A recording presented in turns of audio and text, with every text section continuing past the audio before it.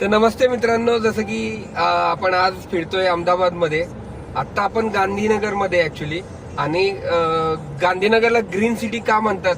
खरं तर पुण्यातून इथं आल्यावर तुम्हाला खूप जास्त तीव्रतेने फरक जाणवतो की पुण्यामधल्या म्हणजे पुणे सिटी आणि बाकीच्या सिटी कंपॅरिझन नाही करायला पाहिजे, पण पुण्याची अवस्था खरंच खूप वाईट झाली आहे. तुम्ही इकडे रस्ते बघा.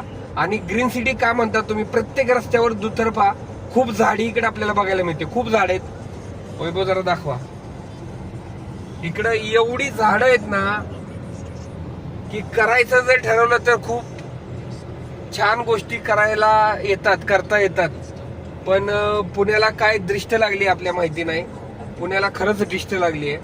पुण्यामध्ये अक्षरशः रेल्वे स्टेशनला पोहोचायचं म्हणलं तरी म्हणजे गॅरंटी नाही आपण एका तासात पोहोचू का नाही.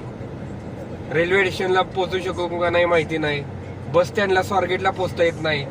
एअरपोर्टला पोहोचता येत नाही. अतिशय वाईट अवस्था आहे. आता आम्ही गांधीनगरच्या 50 किलोमीटर रेडियस मध्ये तुम्ही कुठेही एअरपोर्टला जर मॅप केला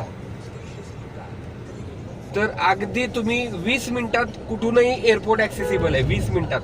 आणि ट्रॅफिक नाहीये. सिग्नल सगळे येलो आहेत. आणि झाडी इथं बघतायच तुम्ही. खूप सुंदर, खूप सुंदर. म्हणजे खूप छान काम झालेलं आहे. थँक्यू.